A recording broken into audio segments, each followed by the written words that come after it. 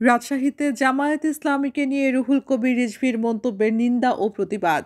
১২ই ফেব্রুয়ারি রাজশাহীর বাগমারা উপজেলার এক স্মরণ সভায় বিএনপির যুগ্ম মহাসচিব রুহুল কবির রিজভী জামায়াত ইসলামীকে মুনাফিক বলে যে মন্তব্য করেছেন তার নিন্দা ও প্রতিবাদ জানিয়ে বাংলাদেশ জামায়াত ইসলামীর কেন্দ্রীয় নির্বাহী পরিষদ সদস্য এবং কেন্দ্রীয় প্রচার ও মিডিয়া বিভাগের সেক্রেটারি অ্যাডভোকেট মতিউর রহমান আকন্দ ১৩ই ফেব্রুয়ারি এক বিবৃতি প্রদান করেছেন।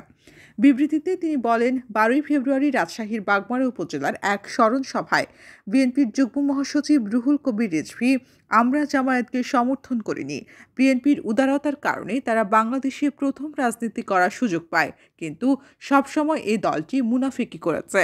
মুনাফিকি ছাড়া তারা কিছু করেনি মর্মে যেসব মন্তব্য করেছেন তা আপত্তিকর, ভিত্তিহীন ও রাজনৈতিক উদ্দেশ্য প্রণোদিত। আমরা তার এই বক্তব্যের নিন্দা ও প্রতিবাদ জানাচ্ছি।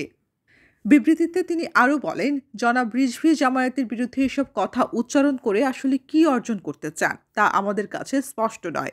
ফ্যাসিবাদ মুক্ত পরিবেশে দেশকে যখন ঐক্যবদ্ধভাবে এগিয়ে নিয়ে যাওয়ার কথা, সেই মুহূর্তে তার এই বক্তব্য জাতীয় ঐক্য বিরোধী এবং দুরভিসন্ধিমূলক।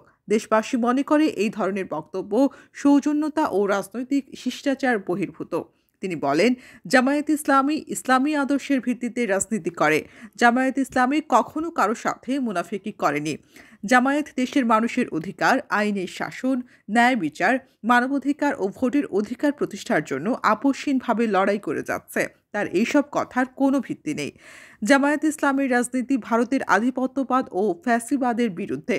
জামায়াতের এই ভূমিকা গোটা জাতি গ্রহণ করেছে, আর এই কারণেই সম্ভবত জনাব রিজভীর গাত্রদাহ সৃষ্টি হয়েছে।